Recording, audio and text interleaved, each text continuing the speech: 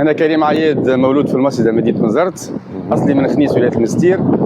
قاعد رحلات تور اوبيراتور بسويسرا، مقيم في جنيف، شركتي بجنيف، وعندي تو 14 سنه في جنيف. عملت 7 سنين في باريس، خدمت بمتعدد رحلات، 3 ولا 4 متعدد رحلات اخرين، دي تور اوبيراتور على تونس وعلى دي ديستيناسيون اخرين زاده وجهات اخرى، ما اساسا على تونس.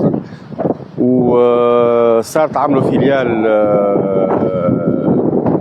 تور اوبيراتور في جنيف اللي خدمت فيه قديم، 9 سنوات. عملت فيليال في باريس، خدمت فيه في باريس، حولت من تور اوبيراتور اخر على اساس نهار اخر نمشي لسويسرا.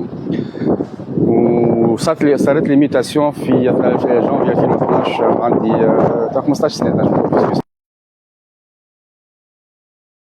مستوى المنتوج كي تقول مستوى معناها طريقه الخدمه مش كيف السويس تنجم تدخل زاد عندهم صعاب من الاولى، ما كيعطي فيك بطريقه حريف ولا شريك ولا معناها تتعامل معاه، يعطي فيك بطريقه صعيبه لكل شيء.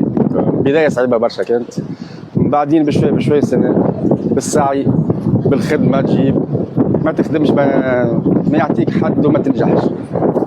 مش سويسرا ماهيش الجنه فوق الارض، الجنه على مستوى المناظر الطبيعيه وعلى مستوى انا نقولوا فلوس العالم الكل فيها، لكن ما يعطيك حد. الناس من جيت يخلق لك منتوج جديد، فهمتني، ونوع سياحي جديد وفي حريف جديد. في فرنسا كيف في المانيا كيف راك تشوف، فهمتني.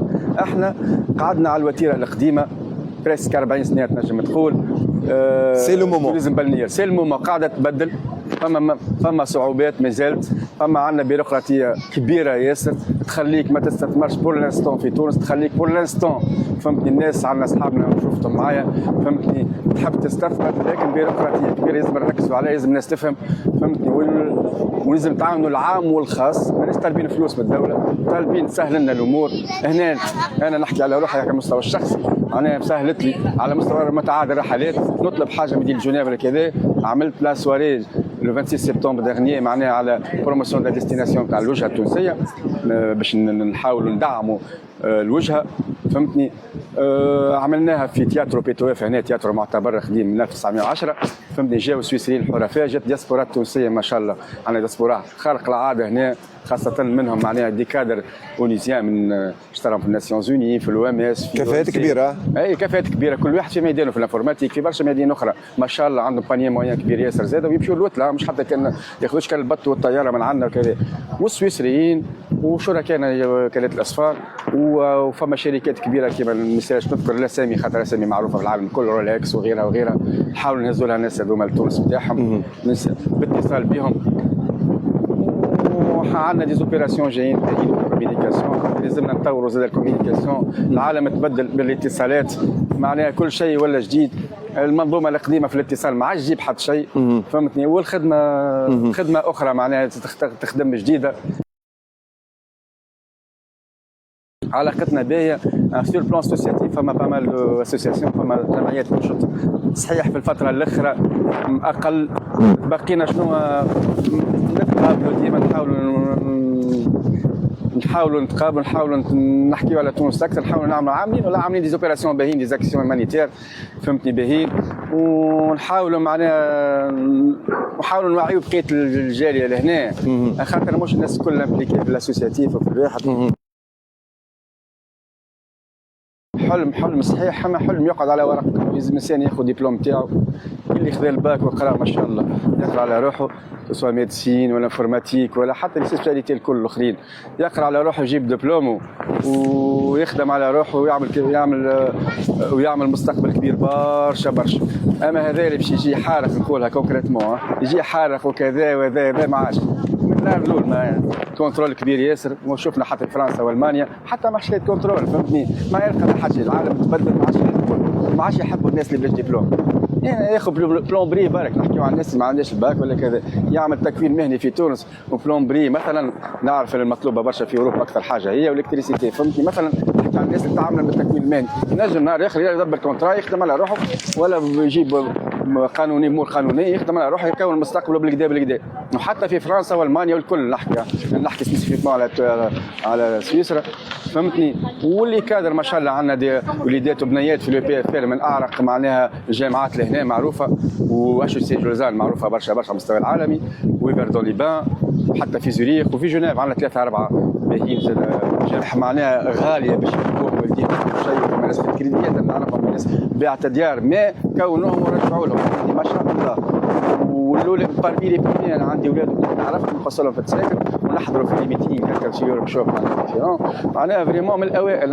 انا عندي طفله بنت صاحبي من مرسى بعثوها لكل لا شوسي لوزان تعمل شوسي، بعثوها اسمها لكوريا، عملت 6 شهور في كوريا، توا باش تدخل في ستاج لهنا في مع خونا فهمتني، مع خونا في الديجيتال انفورماتيك فهمتني تونسي ما شاء الله من اعرق شركات في سويسرا. عاملين كبير بالطبيعه، احنا نحاولوا نروحوا ونرجعوا. انا عندي مده ما روحتش في سبتمبر فهمتني، اما شنو بالواتساب ديجيتال بكل شيء، باتصال يومي معناها مع العائله مع لي بارتنير نتاعي ناس الاوتلاجيه وغيرنا والسياحه والريسبتيف والناس معناها اتصال يومي معناها نحاولوا نقابلوا هنا المسؤولين الكل، ونحاولوا زاد نجمعوا تونس بيناتنا الكل. عندنا فما دي اسوسياسيون تنشط بالكدا، فما جمعيات، عمل جمعيات كبير بصراحه فهمتني ناس. طيب لازم نحاولوا بصراحه بكل صراحه البيروقراطيه الكل لازم ايش باش تتنحى، لازم الناس لازم عقليه تتبدل زاد عقليه الدوله وبرشا حاجات لازم تسهل لنا الامور. السفاره هنا في بيرن تخدم في خدمه كبيره ياسر ياسر على مستوى الدعوه البحث دائما بجنيف اللي هي بالناسيونز اوني ونهي بجميع ولي زوتر زونجي المنظمات الاخرى تخدم في خدمه زاده. جاء وزير التجاره المره اللي فاتت، جاء وزير اللي تقابلنا مع جات الجمعيات، جات الناشطه، جات الناس اللي في البيليو ايكونوميك هنا في جنيف توانسه وغير التوانسه باش نحاولوا ندعموا معناها، نحاولوا ندعموا نعطيو نظره باهيه للاقتصاد، نحاولوا ندعموا شويه ونحاولوا نحكيو اكثر على تونس. صارت برشا اوبيراسيون، جا السيد وزير الخارجيه جا لمنا ديسبورا، لم جزء منا لازم يجيو نهار تاع حد في نوفمبر اللي فات لما استدعته المديره العامه نتاع الهجره وخصصنا له حد لينا وحكينا بالكدا حكايه فهمتني، سمعنا الكل شنو هما الصعوبات، شنو نجموا نبدلوا في تونس، شنو كذا، حكينا له نحن شنو لازم يتبدل، حكينا له الصعوبات نتاعنا لهنا وغادي بين الزول مع الجسر، لازم يكونوا بين الجسر نكملوا نكونوا جسر بين تونس وهنا وسويسرا وكهو الناس الكل، وان شاء الله تحسن الامور وكهو.